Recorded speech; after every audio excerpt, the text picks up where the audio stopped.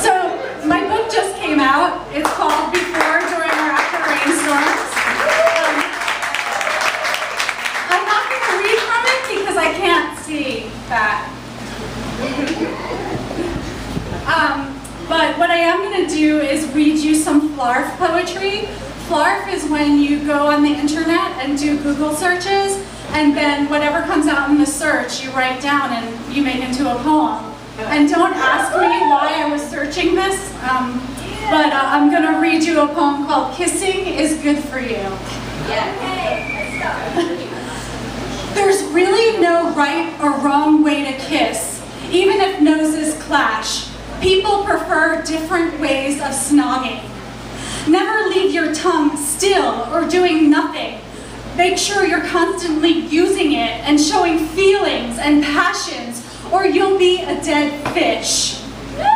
Kissing helps prevent tooth decay. When your mouth is in a smooch position, mouth open, not too wide, like when you're breathing or full of tension and sugar, it stimulates saliva flow and brings plaque levels down to normal. It's the perfect way to shut out the world and boost your self-esteem. Open your mouth and put your tongue out an inch or two and figure 8. Relax, it's healthy and delicious. No cholesterol, a sugar-free snack. You can lose 1 pound by kissing for 5 hours. Your heart pumps, your pulse races, your acidic saliva vanishes.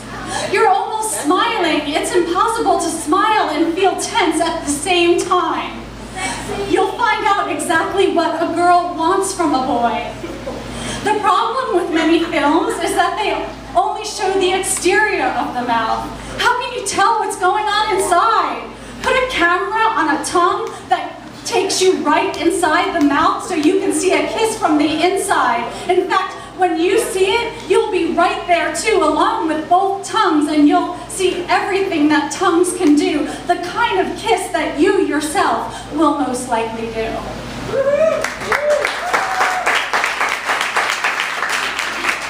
I didn't write that, people on the internet wrote that. I just put it together, I was just editing. So my husband's from Switzerland, and in Switzerland they have all these myths. One of the things that they believe in is that a dragon lives in this mountain. It's called Mount Pilatus, and when the dragon is up there, he controls the weather. So this is sort of about my first impressions of Switzerland. Without knowing the language, they speak Schweizerdeutsch there. They believe dragons live in mountains. Upon arrival in the airport, there's a hello bar. You're permitted to smoke inside a box in the terminal and say hi to strangers. Standing room only. Don't even ask about the buffet. This is the stuff between your eyelids and sleep.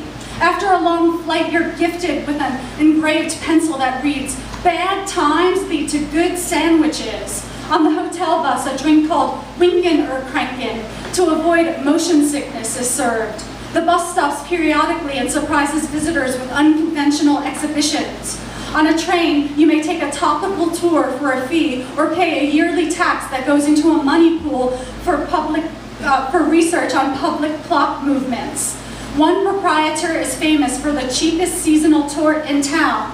Psychics communicate with the dead to create jobs. At the local college, vampires are disrupting classes. The authorities have no jurisdiction over them because they are their own canton. The other residents, the unseen ones, take Cape cruises on the Vielwaldstättersee. There are fields of praying sunflowers. An old town philosopher writes about them.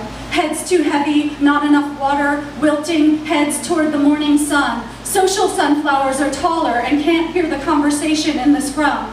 Some turn towards pedestrians on gravel roads. Today there's a Blue Balls Festival, Mini Blues Festival. Many mannequins in places where they don't sell clothes. Banks, carpet stores, even a restaurant where the mannequin's head changes with the fish of the day.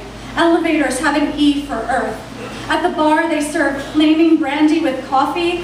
The sugars taste different, even in packets. The red light district is 100 feet long with one strip club and a fake cross-dressing veterinarian who offers missionary sex.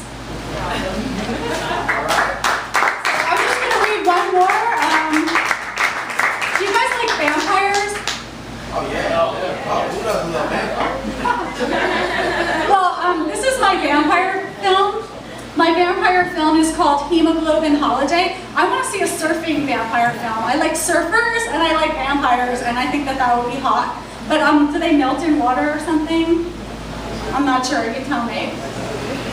Someone left a head of garlic on the ledge of the iron fence overlooking Fort Hamilton Parkway.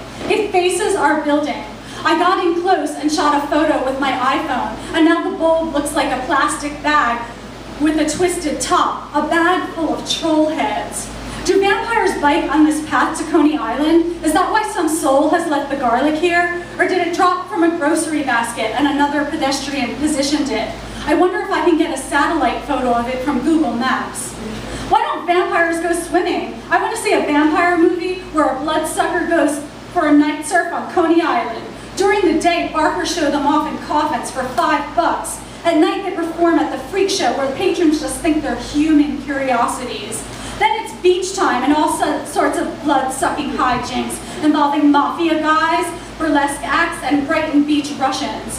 Victims: mafia guys, tourists, Serpentina snake. Bambi the mermaid becomes an immortal gypsy.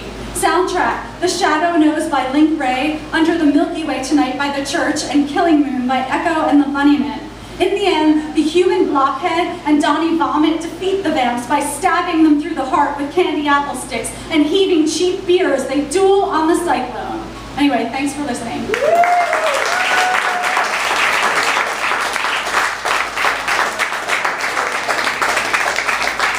Boni Joi, give us some more LOVE.